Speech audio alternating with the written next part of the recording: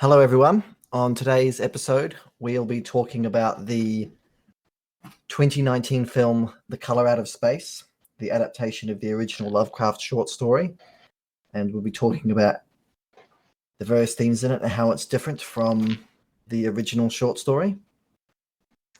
So, first of all, let's just talk about the synopsis of the basic events, which are the same in both versions.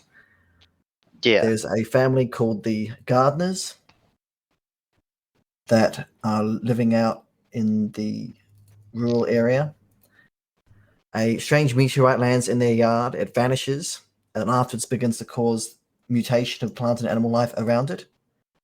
The family begins to mutate and go mad, and then the otherworldly color, which was inside the meteorite, which went inside the well that they drink their water from, then explodes outward. It destroys the house and the surrounding area and is gone forever, or perhaps not. Probably not. I'm going to start by talking about my basic problem with the film, because this isn't going to be a positive review of the film, unfortunately. No. So, when I first heard of Lovecraft, I thought that his version of horror was a unique spin on horror. It was a rejection of the typical demons, ghosts, vampires, and other supernatural forces which typically haunt men's nightmares. I imagined that instead his stories would be about inhuman aliens. Like the post-human creatures of All Tomorrows, I thought that Lovecraft would derive his horror from the strangeness of experiencing an alien who might live off sound waves, or travel exclusively on solar winds, or some other improbable or inhuman form of life, kind of like a scary version of a nature documentary, which focused on all things otherworldly and incomprehensible. But instead, when I began to read Lovecraft stories, I was shocked at how closely they actually resembled classic horror stories. There is corruption, monsters, the smell of foul things, and the horrors of blood-chilling, unseen nightmares. It was all pretty classic stuff, actually. Now, does this mean that I was mistaken in my belief that Lovecraft was different from other horror authors and classic horror tales? I don't think so. For whereas classic horror imagines that there are malevolent extra-natural forces who wish humanity harm, Lovecraft imagines that there are physical, material beings who live in different dimensions and spaces than we do, who nonetheless interact with us in various ways and cause harm to us by doing so. All the classic tropes of horror tend to be present in some form or another, but instead of being caused by hateful spirits, they are caused by uncaring aliens. The horrible consequences are due to two different forms of life interacting in a way that they shouldn't, not because the aliens purposefully have it out for us. Now, in the book version of Color Out of Space, the Gardner family refuses to leave the area, simply staying nearby as things get from bad to worse. One by one, the family begins to mutate and go mad. This isn't because the alien color is an evil demon that wants to kill them. It's just the effect that it has on living things that are nearby it. Now, the following is an excerpt from a book by Douglas Reed, and it describes the experience of people living in the Gilbert Islands before the British Protectorate. A man with 60 generations of terror-struck belief whispering in his blood was easy meat for the death magic. Generation on generation of sorcerers who willed evil, and of people who dreaded their power, had lived out their lives in these islands. The piled-up horror of their convictions had achieved down the ages a weight and shadow of its own, an imminence that brooded over everything. It was man's thoughts more potent than ghosts that haunted the habitation of men. One felt that practically anything could happen in that atmosphere. Now, having grown up with missionary stories and with the Old Testament, this kind of talk was all very familiar to me. Tales of people entrapped by demons, unable to escape, living lives of terror and slavish hopelessness at the mercy of supernatural forces that they hate and fear in equal measure. It's a terrifying picture that's painted, one that isn't really told in stories much nowadays, about the paranoia and air of malice that pervades an area when demonic forces rule over it. Now, let's read a few passages from the original short story, Color Out of Space. Nahum, however, ignored the warning, for he had by that time become calloused to strange and unpleasant things. He and the boys continued to use the tainted supply, drinking it as listlessly and mechanically as they ate their meager and ill-cooked meals, and did their thankless and monotonous chores through the aimless days. There was something of solid resignation about them all, as if they had walked half in another world between lines of nameless guards to a certain and familiar doom. And from another part of the book, this is from Nahum himself, Mr. Gardner, the head of the household. Nothing, the colour, it burns, cold and wet, but it burns, it lived in the well, I seen it, a kind of smoke. Just like the flowers last spring, the well shone at night. Thad and Murdy and Zanus, everything alive, sucking the life out of everything in the stone. Must have come in the stone, poisoned the whole place, to know what it wants. The round thing them men from the college dug out in the stone, they smashed it. It was the same colour, just the same, like the flowers and plants. Must have been more of them seeds, they growed, I seen it the first time this week. Must have got a strong on Zenus. He was a big boy full of life. It beats down your mind, then it gets you, burns you up. And the well water, you was right about that, evil water. Zenus never come back from the well, can't get away, draws you. You know someone's coming, but tain't no use. I seen it time and again since Zenus was took. Where's Nabby, Yammy? My head's no good. To know how long since I've fed her. The primary fear which the original story tries to convey, and is one in which the Gardner family could leave the creeping danger which threatens them, but they don't. They simply lock away their family members as they fall to mutation and madness, and stick to what they are doing. Against the encroaching madness and horror they face, they simply follow their old routines and eventually succumb to it. The horrible spectre of being in the sway of demonic forces is present here, but the cause of it is that of an amoral phenomena, not some supernatural being out to get them. Also, despite the strangeness and unclassifiability of the colour from the rock, it follows certain clear patterns of behaviour. First, it leaves the meteorite, and then it begins to transform and mutate the life around the well. Afterwards, it begins to drain the life around it, leaving it colourless and lifeless. Then finally, in an explosion of energy, presumably gathered from these now drained life forms, the globules of colour from the rock erupt up into the sky, assumedly to return from whence they came, whereas one of them lacks energy to do so and falls back down, and then later continues to spread the corruption, leaving the story in an unresolved fashion, which gives the reader a sense of lingering danger. Now, in my opinion, at least, good Lovecraftian style creatures, particularly ones from sci-fi, they follow this pattern. In the original Mass Effect game, the Reapers have an unknown origin and an unknown reason for acting as they do. But they follow a comprehensible pattern of behavior, wiping out all life in the galaxy every 50,000 years before returning to dark space, and then activating the Citadel to come back and do it all again next time. Cthulhu may be an unknowable dreaming god thing beneath the sea, but for all that we don't know about him, we can be pretty safe in knowing that he isn't a shape-shifting humanoid creature that likes eating cheese at the same time, or also a traveling robot somehow. So let's get into how the color out of space is presented in the film and how it messes with all of this. The color in the film is both a virus, a radioactive force, and a roaming light that zaps people with energy. It answers to a childish attempt at witchcraft. It causes time to slow down and gives premonitions of the future. It mutates creatures together and creates gunk that attacks Mr. Gardner in the bathroom. It messes with the electronics and causes some people to smell something bad and others not. It brings out in people the things they try and hide about themselves or the things they don't want to be. Well, it also sometimes makes them act in the ways they wish to be, but in unhealthy ways. At the end of the film, the colour seems to totally leave our realm. There's no hint of a part of it being left behind like there is in the book. There is actually, with the bug at the very end. That's true. But the actual light itself doesn't seem to remain. That's true. The effects seem to. And it makes the nature of the continuing corruption more confusing and less menacing. For some people, the random nature of the color may add to the incomprehensible, unexplainable horror of it, and that could work for them. But for me, it simply diminishes the menace of the color. I didn't really feel a sense of creeping dread, only a discomfort at the thought of whatever horrible thing it might cause to happen next. The really bad element for all this, though, is the way in which the color affects the Gardners. In the film, it does so by exacerbating their bad behavior and their issues. This, to me, is the kind of effect that a demon or a spirit would have in a horror movie, not an otherworldly color from out of space. there was more dread in the book derived from the unsettling stoicism and acceptance the gardeners had for what was going on. But in the film, the color makes them go crazy. It makes the troubled family dynamic worse, in particular making Mr. Gardner act like an abusive father, like in The Shining. Whereas in the book, his unbothered manner of simply locking up the mutated family members and acting like nothing was wrong was what was unsettling. There is elements of this in the film where he puts the mother in the attic and keeps muttering that things will be A-OK. But whereas in the book, this was implied to be due to an inhuman acceptance of the terrible things that were happening. In the film, it seems to be due to the fact that he's hallucinating and is becoming deluded into thinking things are fine. In short, while the film has some good moments, the titular color is too many things at once, being both a kind of alien life form as well as an occult force summoned by the daughter, Olivia. Anyway, now that I've said my piece on that, we'll talk about the rest of the film.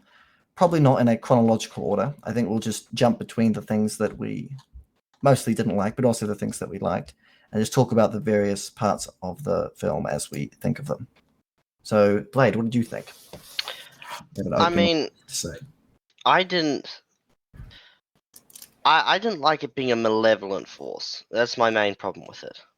Because I think the horror for me was the fact that it was simply affecting them by just its presence.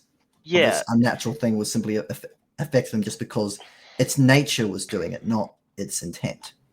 Yes, it's like by nature so alien that it has no choice but to affect us in these ways. I've seen people argue that that's what the film is showing, but it just doesn't feel like that somehow. I mean, yeah, I've seen like people say that her ritual didn't summon it. Yeah, that's open to interpretation. It's certainly implied to be an interpretation you can take. But then later on, when she does her second ritual and carves the symbol on all over her, plus the one on the forehead, it's then shown that the symbol is somewhat connected to. Yeah, it's hard to interpret that scene as being anything other than the fact that her symbol is connected to the color. Yeah, and also she asked for both protection and to get her out of there. She's not harmed in any way throughout the film. And at the end, she might be summoned away, not destroyed. So it could be fulfilled. So that's why I think, like, I didn't like it for that reason, for the fact that it's transformed into a malicious force. The other reason I don't like it is the fact that it goes from, as you said, it goes from the corruption is in the book, in the short story, it's just like strange growth, then decay, where it's like mutation decay. There's not really a decay part of it. Like, no, there isn't. It's just mutation and strange growth, and the mutations themselves in the book are far more subtle. It's always sort of described as something very slightly off about the creatures. Like, I think in part of the story it's described as a rabbit, but it just jumps slightly too far. It moves, it's a woodchuck or something like that, which doesn't quite have an expression on its face that a woodchuck should have, or it's a rabbit that jumps wrong. Yeah, and it doesn't move. It's a growing dread of the uncanny instead of just turned into a chaos ball. Yeah. And I mean, I actually thought the last like 20 minutes of the film were probably the best. I agree. Because when that is when they really, the Lovecraftian horror really ramps up. But it just didn't fit. The rest of the movie wasn't as good because it didn't have that build up to it. It didn't. Yeah. It sort of felt like a standard horror movie until the end, and then it just sort of went Lovecraftian. When I first started watching it, I thought that the change in the way it was told wasn't going to be a problem, because in the book, it's said from the perspective of the water surveyor, going and talking to someone who witnessed all this happen like 40 years ago, something like that. Yeah. So we're hearing about something that happened 40 years ago, and the thing that happened 40 years ago happened over a long period of time. So there's a lot of distance from the event. and then the event itself happens over a long period of time, and both those things are not present in the film. So everything happens in way more of a rush, Yeah. and it's a lot more immediate. What would have been more true to the spirit of the short story is if they would have stuck to the original setup, and you would have seen the blasted Heath and slowly seen everything wrong with it, and then we get a Yeah. sense of what's going on with it, because it does start with a vision of the forest, The but these and these this tall weird trees, but then surely the area is underwater now, so we can't be seeing the spot, right? It's a bit weird. It's like it's trying to fit the original story in, but they've changed the rest of the movie so much that these elements of the original passages from the book said over narration at the start and then end of the film don't no longer fit quite right. Yeah. That's what I found. The other thing I didn't like as much was the Lavinia, by the way, sorry, not Livivia. I got that mixed up. I didn't like Lavivia's character, just like even just her character stuff. I didn't like for the fact being one, she's not meant to be in this story. Yeah, she's meant to be in the Dunwich Horror. They added a Yeah. daughter to the family. And the other being it's left open to interpretation, but I would have preferred it if they had shown her far more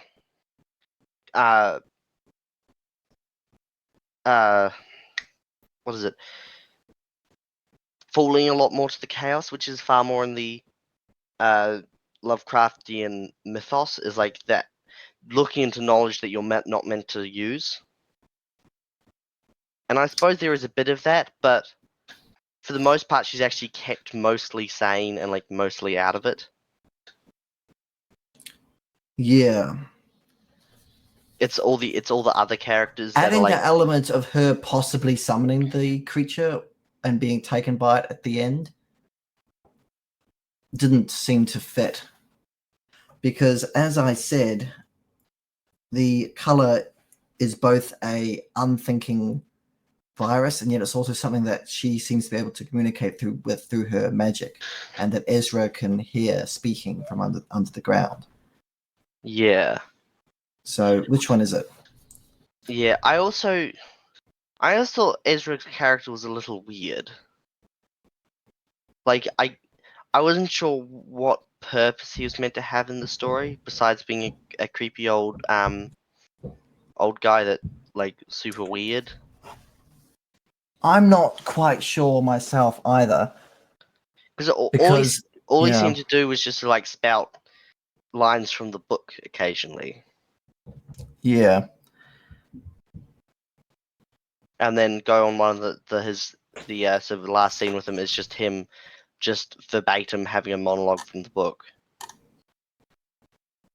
I think it's the last monologue that the gardener, Mr. Gardner, does in the book. He's saying, right, yeah. Well, see, there are certain things in this film that I'm not sure are just meant to be. I'm not sure if they're there to put a message out or not.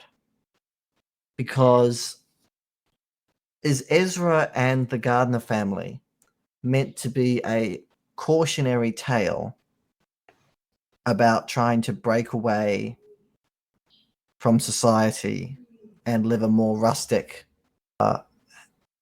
down to earth way, and how that doesn't work and ends up with you becoming mutated and maddened? Or are these characters just people who happen to be trying to live that way, who then suffer from this cosmic horror? that's something else I thought was a strange change from the book. In the book, the Gardner family are like hardened farmers, Yes.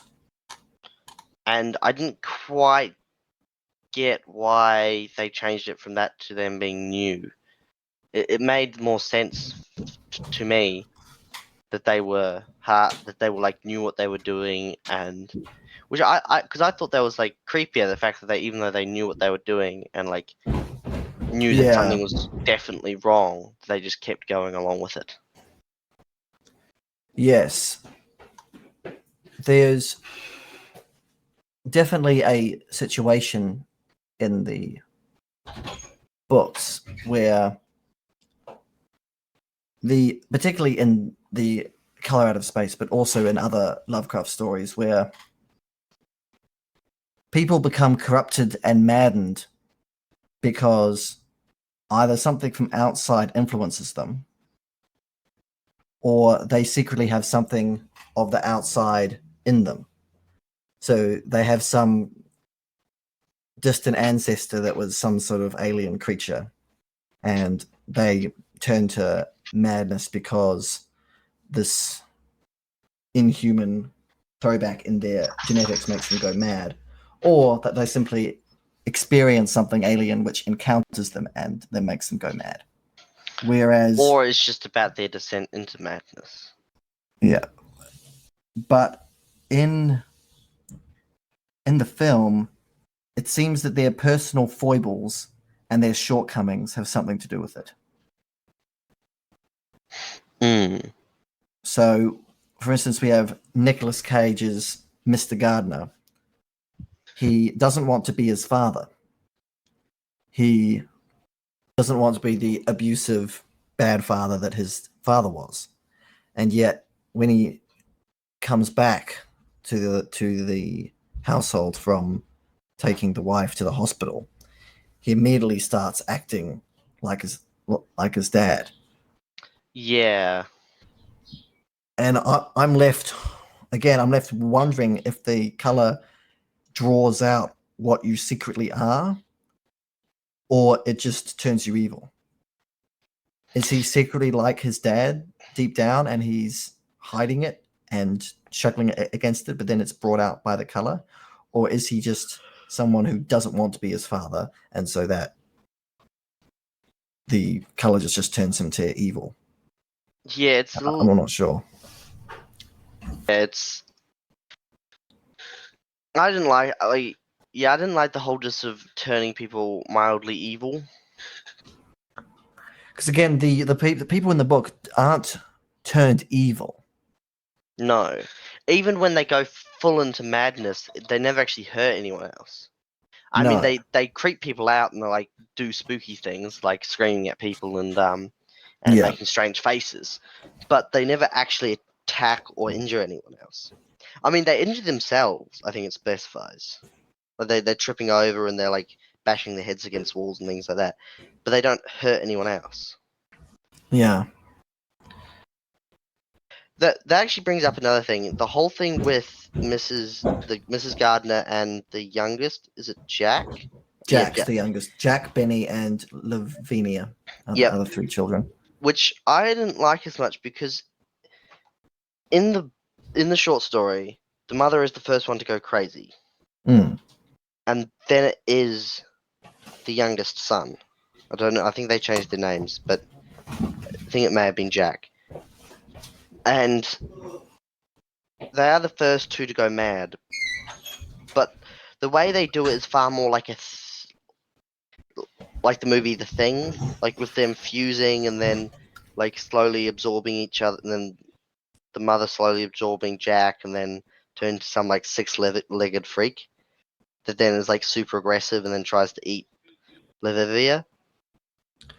Lavinia. Lavinia, The thing sorry. is, she doesn't try and eat her, which is weird. She like slobbers on her a bit. Well, that's where Which, people say is like the whole thing with her doing the protection on herself. Is the it just protection ritual. Yeah. yeah? Is that something to do with the reason that her mother doesn't injure her? Yeah. Also, But she may not actually. But she does act very aggressive towards her. Is what I'm saying. Yeah. The Also, when they first did it, I thought they were going to like actually do some Lovecraft and horror by not showing it, and then like a minute later they just show it, which I mean the practical and CGI effects are pretty good, but the it kind of CGI is kind of bad at times. The number one moment where it's really bad is where they are driving back from the hospital to the house, and they Yeah. nearly hit a mutated cat, which looks very bad. Yes, that was. Also, entirely unnecessary to show. Very disappointing to see that they just showed bad CGI Yeah. on a cat. I think the thing that I love about Lovecraftian horror the most, and what I was kind of disappointed by this, is that Lovecraftian horror allows you to make things that are not necessarily scary terrifying. Like Yeah, there's a it's not by Lovecraft, but it's a Lovecraftian horror book that made me generally afraid of the light. It was, and I think that's why I love it so much, because it takes something not necessarily afraid of and can make it the scariest thing you can think of. right. Yeah, Because it's so, like, everything is so alien that it doesn't have to rely on our fears. That makes sense. yeah, Like, we all have a base fear of, like, the dark and the unknown. And so it takes the unknown and makes something that we normally feel safe in and make it unknown, which makes it yeah. scary. Which, so I was sort of slightly annoyed that there was just sort of like at certain points there was just like monster jump scares. Yeah. There should never be a threat or scare potential from monsters scaring people in this story specifically. Yeah, It should be from the slow, inevitable, inescapable, awful changes which are beginning to take place and affect people.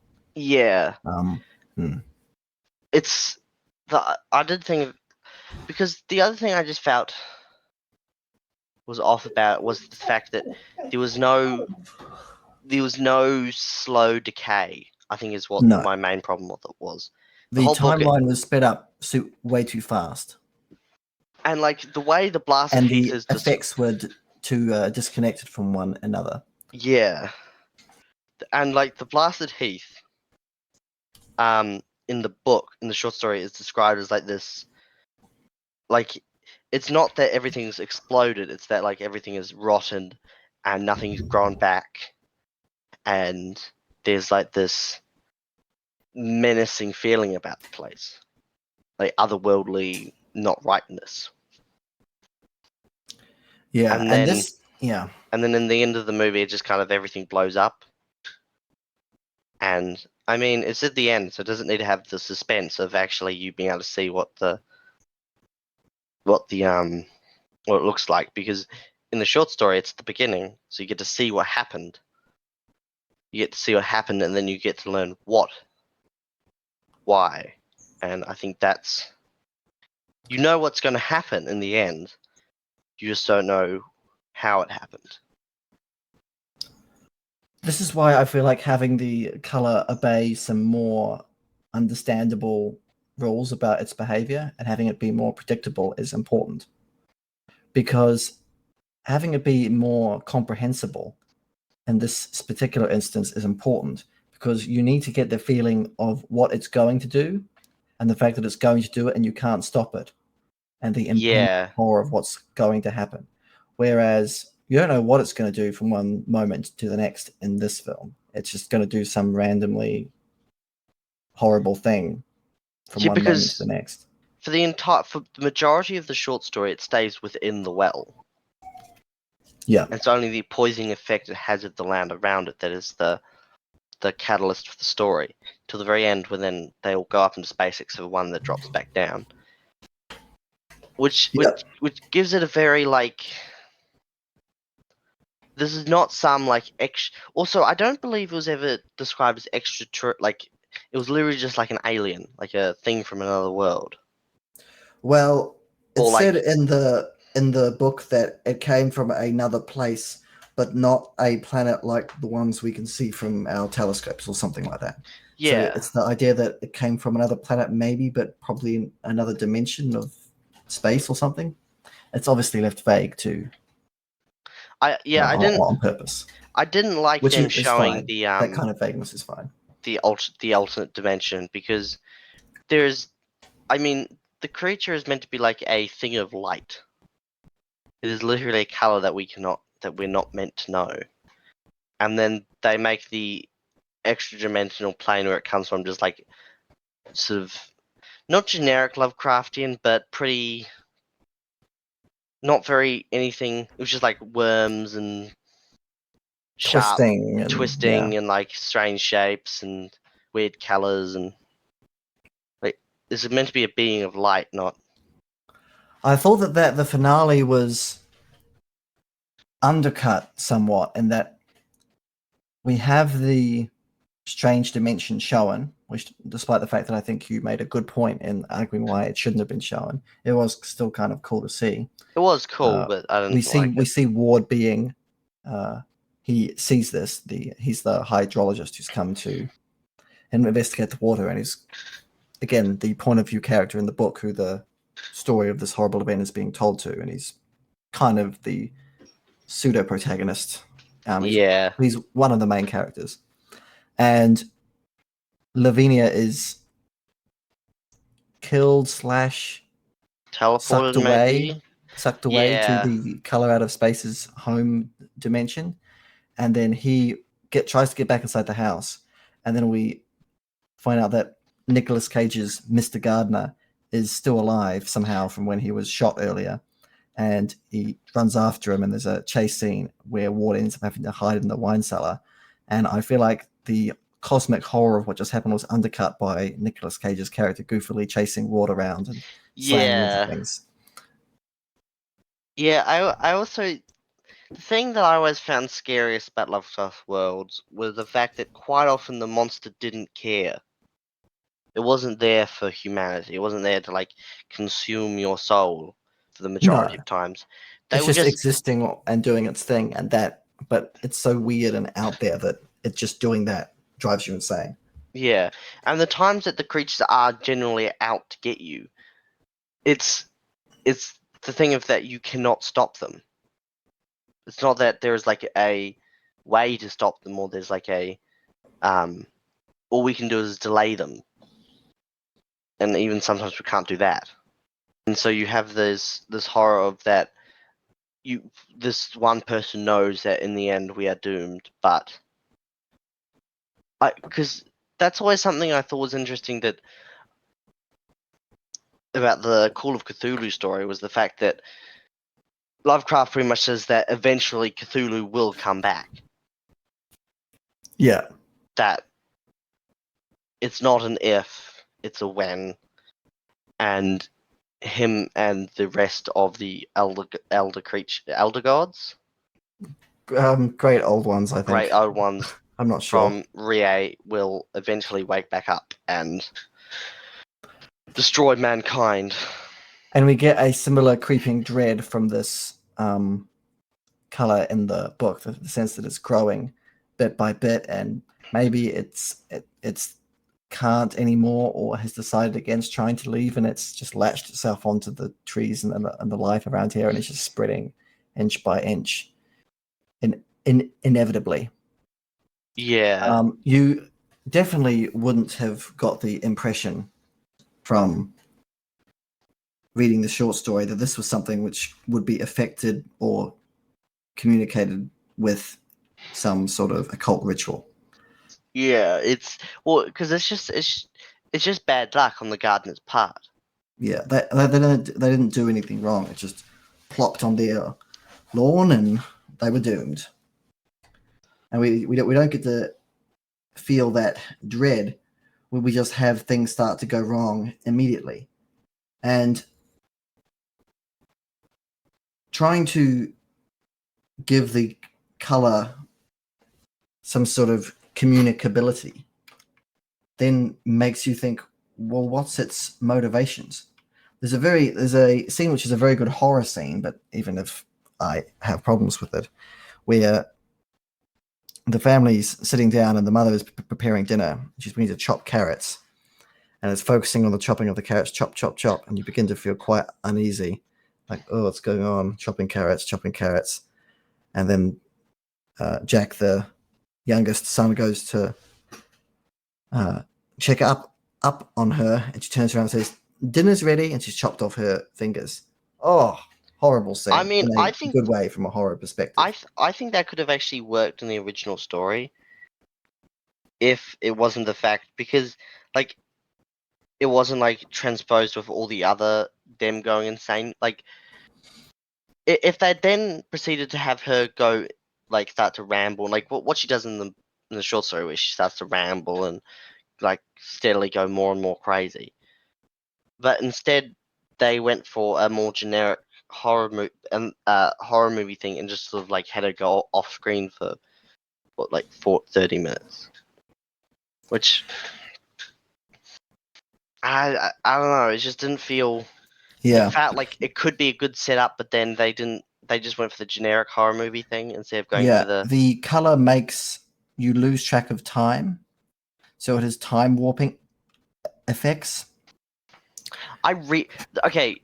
They added a whole bunch of abilities to it, which I really didn't Yeah, like. yeah. It has a, as I said, it has a random hodgepodge of abilities and effects that just fire off Because in the meaninglessly. Which again, some people might think makes sense with the Lovecraftian theme, but it didn't for me. because yes, Lovecraft stuff is about not being able to understand it, but the color of space is actually quite. The creature within it is actually quite understandable as a creature. Yeah, Like it absorbs the life from yeah, around it, or it's just not compatible with the life around it. And then after a while, it becomes strong enough to leave. So then it does, yeah, exactly. and it has like, okay, it affects the growth and the mental state of creatures around it. And then in the movie, like I I was watching some people talk about it, and they were Yeah, saying that it made sense they added a whole bunch of other things because it's in a new era. But I actually don't think that, like, the it would have. I think it would have actually been way scary if they did have a car and they could have left at any time. But like in the book, the short story, they just didn't. They just had this grim resolve of, oh well, life has dealt us a bad hand. What can you do? yeah. How about instead of them struggling to call people outside, how about if they can call people just fine, and friends or family or other characters from outside call them and say, hello, just checking up. What's going on? Is everything fine?" And we, as the audience, can see that things are clearly not going fine. Yeah, And it's well, just because a tired, drained voice saying, "No, everything's just fine. We're doing all right." yeah, well, Hang up. because that's what happens in the short story, because it is told from this perspective of I forget his name, but it's a friend of the gardeners, Yeah, and so he constantly goes visits them and is like warning them about stuff and is like, hey, this is not right. You should probably do something about it. And the gardeners are just like, no, it's fine. We're good. We can do this. yeah, And so, yeah, I didn't think they needed to have it so then they couldn't contact the outside world or escape or anything like that, because wouldn't it be scary if they didn't escape? And I know people would say, oh, it's not realistic, but I actually think, like, if you did come across something so terrifying, like there's like, what's it called? fight or flight or freeze response. Yeah, you like that, like your mind can't comprehend it, so then it just doesn't. Yeah, and again, in the original story, there's a some sort of mental draining hold. It gets inside you, and once it gets inside you, you can't get away because Amy Pierce, the guy who experiences this whole thing and tells the narrator about it, he's still close-ish by, but he's not leaving. And the narrator's wondering why he doesn't leave, and the narrator is worried about him, and it's clearly a ominous sign that he's going to come to some sticky end at some point. Yeah, and I think that whole thing about fight or flight or freeze would make a good subcontext, because the first thing that the surveyor does in the short story as soon as he hears this is run. He quits his Yeah. job, moves as far away as he can. He's And the never coming. horses some of the horses tried to run away in the short story They as well. do. They do run So, away, and they yeah. have to all be put down because he can't get them back to his farm. Hmm. And so I actually kind of like that subtext is that it gives you a fight, flight, or freeze, and we don't see what fight would look like. But I mean, Yeah. that could actually be Mr. Gardner in the book. Like he is determined to make it work. Yeah. Like no matter what it does, how much it stuffs his like plants up, messes with his things, he just plows on ahead and keeps trying to farm and keeps trying to do the his job pretty much.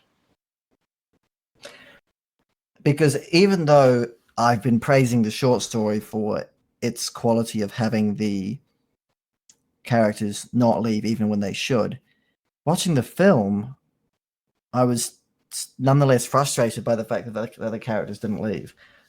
Because Because they were always talking about how they needed to they were leave. always talking about how they were wanting to leave, unlike in the short story. Also, because it happens over such a shorter amount of time, the effects are way more drastic. So you would feel like the feeling of inevitability and corruption, which slowly sets in and makes them unable to leave, wouldn't happen. It's a sharp, awful shock of the thing showing up and causing all this Yeah, because all these problems. But in the now short they just story, don't leave. it takes a year before Mrs. Gardner goes mad. Right? Yeah. And then I think it's like another month until Jack goes mad. And it's this very slow progression. And then towards the end, ramps up slightly. But it only, and also, I didn't think the whole, people don't talk about those strange days.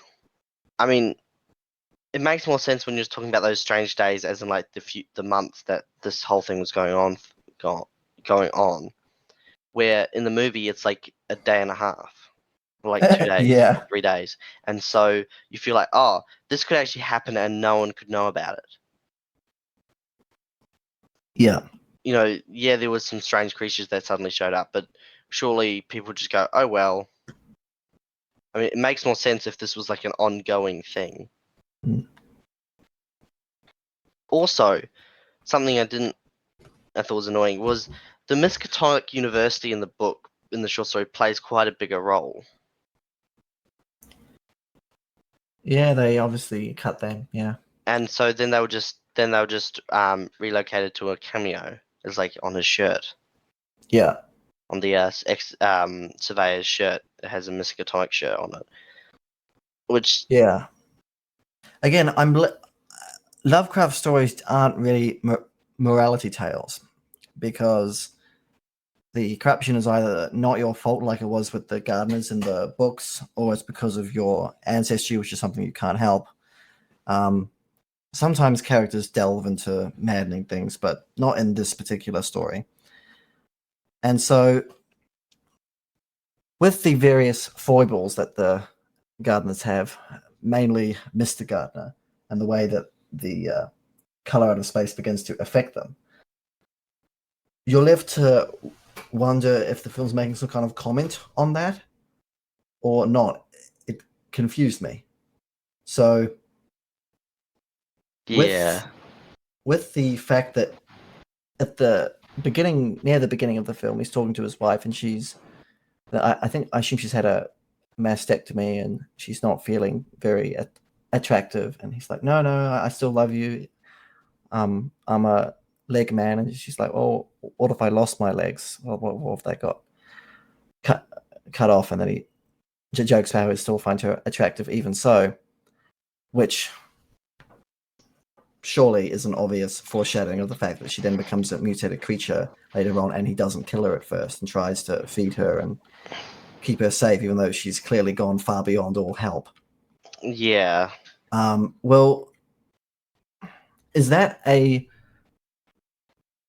comment on him or on the color affecting him that he acts in that way, or Yeah, what? It's odd. I thought that And was odd as well. Like, because you'd think the way I understood it was that it was affecting him, but it made more sense to me if it would be more affected less, and he did that. But he'd been yeah, affected is so there any much. particular reason why he can smell it and as a bad smell and other people can't? I didn't get that either because in the short story, everyone can smell it. Yeah. Like everyone goes, "Ew, there's a bad smell," and like the whole area starts to smell terrible.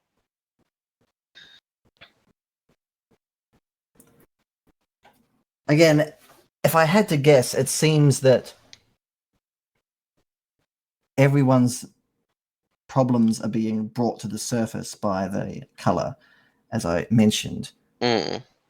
Mr. Gardner has the issue about his abusive dad, and then he begins to act abusive as he's affected by the color. Ezra, the crazy conspiracy theorist guy, is talking about how he can hear them underneath and how they're talking to him. And the mother is beginning to feel guilty and weird about being disconnected from her children and not fulfilling her motherly duties appropriately. And then so she ends up being too connected to her youngest son as they begin to fuse together. Yeah. The older son, Benny, loves the dog. And so he ends up getting got because he thinks he can rescue the dog out of the well. And that gets him. And what that says about the color or what message that's trying to be said there, I don't know. Yeah. I was left confused. It felt like a generic horror movie, With heavily Lovecraft. heavily inspired by The Shining, where just random stuff happens and people start to go crazy, and the Yeah. things that they care about or the hidden things that they feel, become exposed and exacerbated in harmful ways. That was what was happening, not an unknowable alien force infecting things. I also this is a slightly off topic, but I would like to talk about it. The characterization of the girl, I cannot pronounce her name. Lavinia, I think. Lavinia. I She's so found her annoying. so annoying. She's the worst. And like Super obnoxious and super spoiled. obnoxious, and sometimes I don't know, I felt like it was she would do something and I'd be like, there's no reason for you to do, like, she didn't feel like a real person to me. Like, No. I know they're trying to go for the rebellious teenage thing, but there's a scene where her mother points out her being slightly flirty with the surveyor guy, and Yeah. then she just like spontaneously bursts into tear and runs off. She locks herself in her bedroom, listens to music, and digs her nails into her hands in a slightly on the edge, self-harmy way. And Yeah. again, I'm confused because is this the color amping up her teenage angst to make her react in a over the top unhelpful way to her mother saying this, or is this a genuine expression of how she feels? Did her mother bring that up to her because her mother was being prompted to say something slightly Like, offensive to her daughter by the characterization of people and what's them being affected by the color and what isn't and what that means? Maybe I'm missing something, and someone who feels like there is a meaning behind all of those things would be able to correct me, but just seemed a bit random, all of it to me. yeah. One of the things that I found the most, because the thing that I thought was really weird about that scene in particular was the fact that there'd been no like previous setup for her like being sensitive about that or being like weird or like being I don't know, it just felt like a really random scene and it didn't even have like that much consequence on the rest of the plot. Yeah. Or I didn't think so anyway. And it just made me really, really hate her character. Yes, she was pretty unlikable. And I mean, she was even like, it's weird. She was like, besides the whole like using the Necronomicon, she is such a different character from the character from the Dunwich Horrors. Like, You know, she clearly just has the same name. I don't think she's meant to be the same character. I know, but I mean, like that character I felt very sympathetic for, and you actually feel sorry for. Certainly do. But this character, I was like, oh, I really hope she gets killed. Well, probably not at the end. I mean, I know, but she's probably the only one of the family to escape. yeah, which I kind of saw coming because she is kind of set up to be a Main character, yeah. main character. I Which, assumed that he'd rescue her and she'd get away, but that yeah, didn't end up happening. well, she I may have mean, gotten away. It may have well, like, I mean, like, not away to the strange dimension. I mean, away oh, and like safe away, from the yeah, place. Like, yeah, but that didn't happen. Um, Again, if she was the one who ended up summoning it, is that meant to be a cautionary tale that she was dismissive and teenage angsty about her family and their love for her, and then towards the end of the film when Mr. Gardner is going full Nicolas Cage, tweaking out, she's saying, "I'll do whatever you want. We'll stay together." Like she seems to have, due to yeah, the stress and pressure of things, she's decides, stopped being a angsty teenage rebellious "you're not my boss, dad" kind of girl. And then yeah, is this meant to be an example of her? You don't know what you're missing out on until it's gone. You know, you don't know how much I you don't think, value it. I don't think so because it wasn't. Yeah, it's weird. I'm not It, sure what the point if they is. were going for something like that, they didn't. I feel like it wasn't very set up that well. If it was, Yeah. Just in general, the film had problems with randomness and a lack of feeling of things being set up and paying off properly. though, I will say, Nicolas Cage being Nicolas Cage is probably. I found it hilarious. I mean, he's a really good actor, and I think he did actually fit the role really well. Yes, the Nicolas Cageisms were meme worthy and entertaining, regardless of anything else. I mean, yeah. I mean, if you're not a fan of, I think if you're not particularly a fan of, like, if you are a fan of the book and of horror movies, you probably will like it.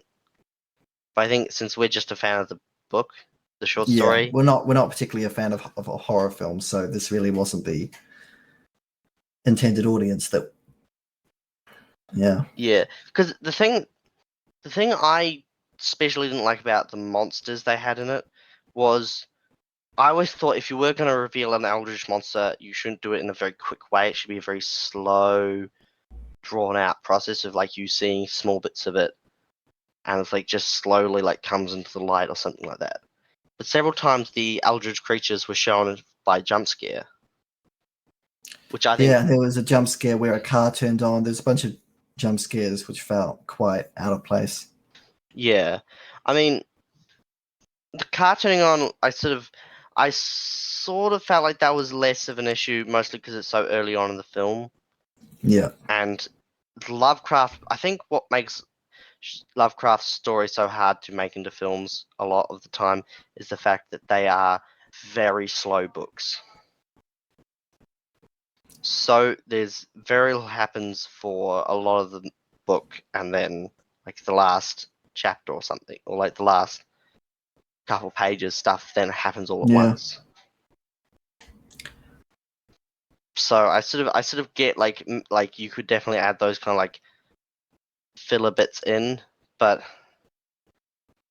I just didn't like it as much Yeah, because of it. in typical Lovecraft adaptation style, the monsters were either revealed wrongly, as you said, or revealed where they shouldn't have been. Because like You feel like seeing a claw or a foot or just a silhouette, and then seeing the horror on the person's face. yeah, because Often a bit more effective. there's a scene which I think would have been perfect for having Nicolas Cage in, and they did do a part of it. It is where Nicolas Cage, Nicolas Cage is Mr. Gardner, goes Yeah, into the barn to kill the mutated alpacas. alpacas, and I think what would have been really good having Nicolas Cage there is you could have had just the camera just being on his face, so you're just seeing Nicolas Cage's reaction to it, and then Yeah, him shooting it, and you don't ever see it. yeah, And I think having someone like Nicolas Cage is really great for that because he can put so much energy into the film that you don't actually need to show it. Like yeah, it's scary enough just because Nicolas Cage is freaking out, and the overtop freak out is like I think would work very well for that kind of thing. But instead they show it, and the practical effects are they're good, but I didn't like them. they're mostly good. Yeah, But I think because I always thought it was weird because I always thought a Lovecraftian horror movie would be so cheap to make because you wouldn't need to show the monsters. You need to have like a couple claw props, and they kept doing it to certain degrees. Like they'd show, like for instance, the alpaca creature. The first time they encounter it, you only see like glimpses of like an eye and like a wavy tentacle and like and you just hear it screams, which I really liked. I enjoyed it up until yeah, the point where then they revealed it, and I was like, oh, it's the thing. yes. It's just a thing reference. I mean, it's probably not like you could say it's more than just a reference to the thing, but it's definitely just trying to be the thing. Because as we've mentioned before, that wasn't how the mutation happened in the books. It was Like a decay. it was a slight at first it was just things becoming slightly uncanny, moving in ways they shouldn't or looking off, and then over a very extended period of time people eventually dried out. Yeah, and became these weird husk things, which I thought was interesting because they did do that for what's the guy the I forget his name. Ezra. Ezra does that. Ezra Yeah. becomes like this weird glowy husk thing, which is like what is described in the book in the short story, but they didn't do it for anyone Huh. else. Yeah. I mean, though I think what I was expecting when they did that was because in the short story, it is they're still alive. Yeah. But in the movie, they're just dead. The thing I did think was interesting about War's character is I forget his full name in the movie. Ward Phillips. It's a Howard Phillips Yeah. Lovecraft reference. Yeah. Yeah. I mean, I don't think H.P. Lovecraft would be very happy with that. No. And there was another unintentionally funny moment. I assume it was unintentional. I'm not sure. Where Ward asked if there's anyone else that he can talk to about the water situation, and Mr. Gardner says, "Yeah, you can talk to Ezra, the squatter, but I'm not sure he'd want to talk to you. He's special." And I said, "Ah, yes, special. That's the local term for racist." Yeah. I mean, I think especially with H.P. Lovecraft, so much of who he was and the stories he wrote is about what he was scared of personally. Yeah. And so I think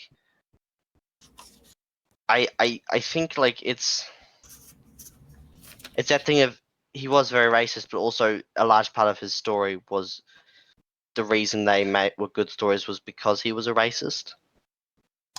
Yeah, well, horror is inherently a right-wing thing because it's about the horrifying outside things that you don't understand coming to hurt you.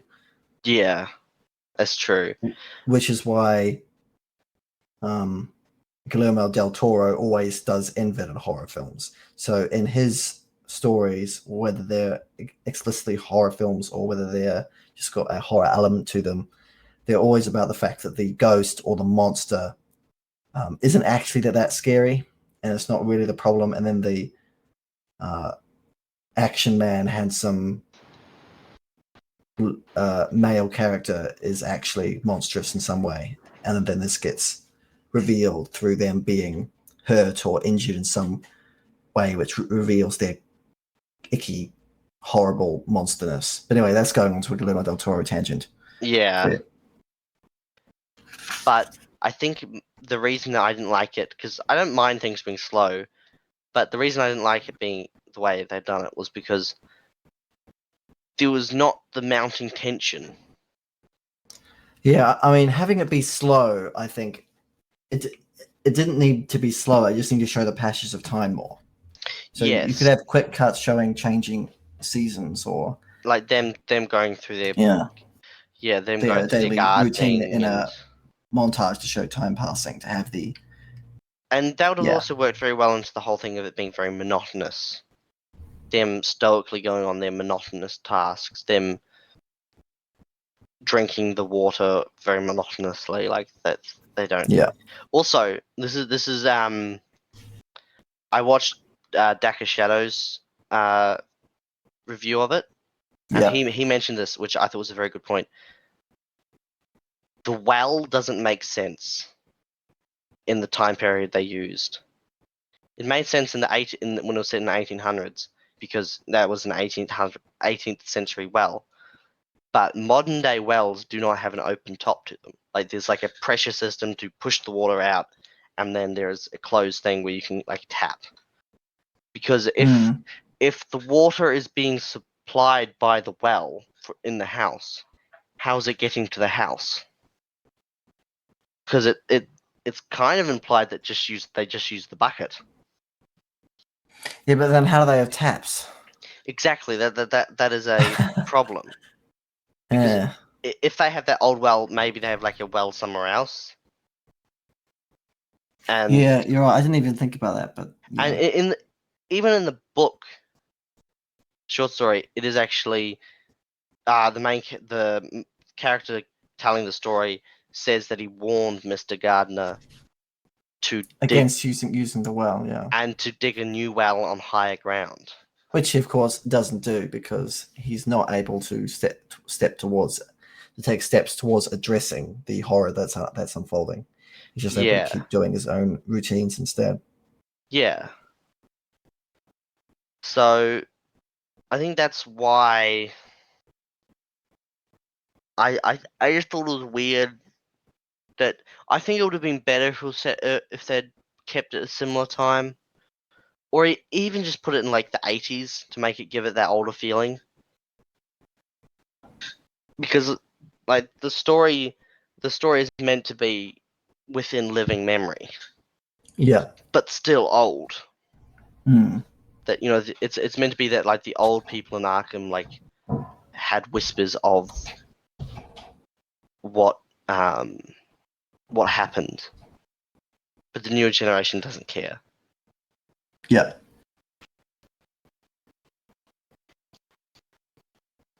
Yeah, and the wacky craziness of the effects that the color has makes it impossible to have any dread about what the thing's going to do because you've got no idea what's going to happen next, so you're not able to feel the impending sense of inevitable danger. Also, apparently, when the wife cuts her fingers off and the children are left alone for a while, and they end up having a bunch of time distortions where they're not able to get their chores done and other things. Well, no, I actually didn't think it wasn't the fact that the way I've seen other people say it, and the way I think kind of sort of makes sense, is that he does put the alpacas away, but then time wimey thing means that he didn't, because they're always in the same spot. Yeah. So it's kind of implied that he is putting them away, but time's being reversed. Freaky. Yeah. Well, the point I was going to make is that they are called by Mr. Gardner from the hospital, and there's a distorted call that comes through, which I heard someone say is meant to be a disjointed version of things which Mr. Gardner, Nicolas Cage, says later on. I kind of picked up on that it was something saying something. Yeah, so when he has freakouts later on in the film, that's what you're hearing with those phone calls. So the color out of space is able to predict the future somehow, which is definitely spoopy, but it's not the color out of space. But it's not the kind of effects that the color out of space would have. You feel like Also, some sort of entity, some sort of creature would be more likely to. Some sort of Lovecraftian creature would be likely to have that kind of effect. Whereas this is sort of like a energy or color or something like that, not a pseudo anthropomorphic being that's doing it. Yes, that is definitely a problem I have with the fact that it's an entity that has thoughts and it's like trying to achieve a goal. It depends. There's room for both kinds of horror, but we're talking about Lovecraftian horror specifically, so it should be more the other way. Out of obviously Nicolas Cage was the best performance, the most entertaining part of the film. What did you think of the other performances? For the man I disliked her character, I did think the actress that played Lavinia was pretty good. I'm not a great teller of the acting things, but I didn't. Yeah, she definitely succeeded in making me dislike her and finding her annoying and ungrateful. And I thought all the actors were good. Mm. I mean, there was occasional things with the youngest, the boy that played Jack, but I think that's more just child actors. I do feel like the film's trying to say something about family, though. I'm just not quite sure what. Because also, we have a lot of time devoted to the wife trying to engage in consulting, some kind of consulting work online, and the effects from the color beginning to disrupt the signal, and she's blaming the husband for it, and he's gathering tomatoes that are growing big and juicy, but then finding out that they're not tasting right, and they begin to clash and have upsets, and the family dynamic gets strained. And because I'm not sure what the filmmaker's trying to say with all that. Because sometimes I wasn't sure if they added something from the short story just because they felt like they had to, and instead of that would make sense. Like the whole thing with the tomatoes. I mean, yes, it's showing the corruption, but it's showing sort of a sign of what is to come. The fruit tastes bad, not because there's corruption, but because in the end they will rot and die. Yeah, so there's a superficial kind of growth and expansion, which then precedes the inevitable draining and death. Yeah. Which it also doesn't help that we know that his smell is being affected, and they're going crazy sooner. They're sort of going manically crazy in a sooner and different way than they did in the short story. So it's a little confused about whether is he finding the fruit disgusting because it's been corrupted, or is he finding it disgusting because he's been corrupted by it? Yeah, I thought I didn't get the point of only him being able to smell though. Yeah, because he says later on that unpredictable effects that it has makes it hard to tell which parts of someone's character is them and which part is the color. Yeah, like for instance, because later on it does have that whole thing about it smells like the cancer ward when my father died, he says. And then goes on an insensitive rant about how his wife should know that smell better than anyone else. Mm-hmm. But I didn't get the point of it. Because besides him being insensitive... we haven't seen any sign that he's secretly resentful of her. Yeah. having the cancer. So is it the sort of classic trope of this evil thing is drawing out his hidden secret things that he's kept from people, but are nasty things which he's hidden and is now being brought out, or is it just turning him evil? I feel bad because the director and all the actors really seemed like they really tried. I mean, Yeah. when you read interviews with like both Nicolas Cage and the director are big fans of H.P. Lovecraft. Again, it's possible that we're missing something. You know, we may just have a particular interpretation of what Lovecraft means and what he's about that we felt wasn't carried out by this film properly. But I was disappointed in it because I wanted a pure like a Lovecraftian horror thing.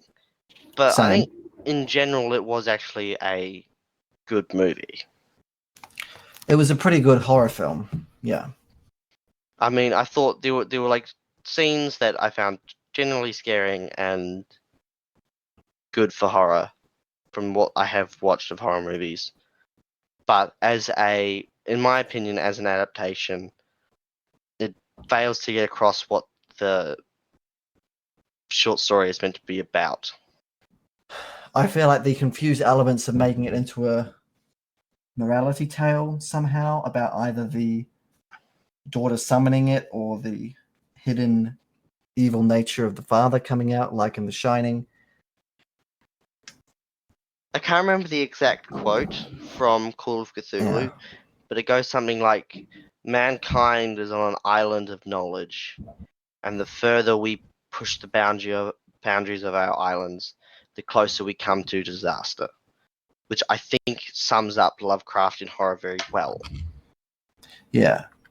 And it didn't feel like anybody was pushing the boundaries of knowledge, and that was what brought. Yeah, either the filmmakers should have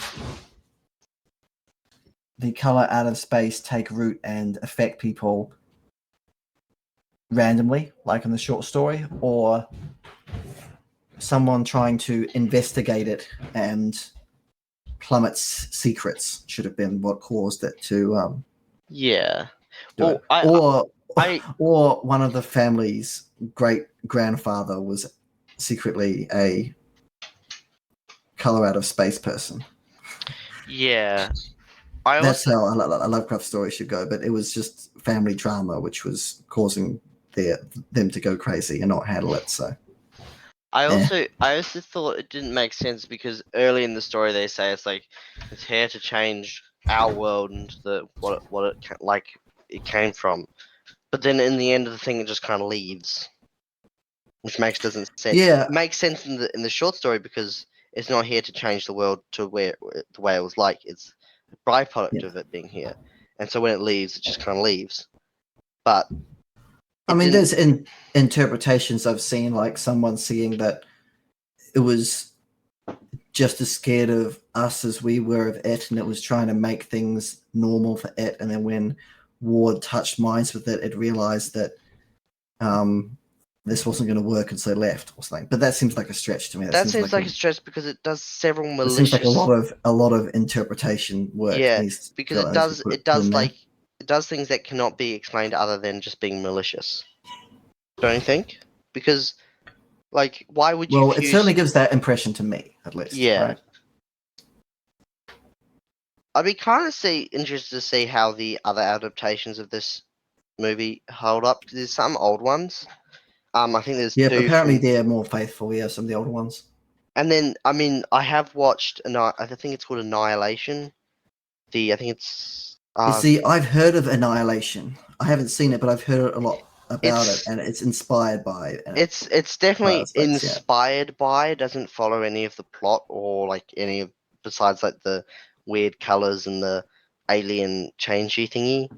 That was also a good movie, actually. I mean, I didn't know it was based off, like, inspired by Color of Space when I watched it originally, but I enjoyed it.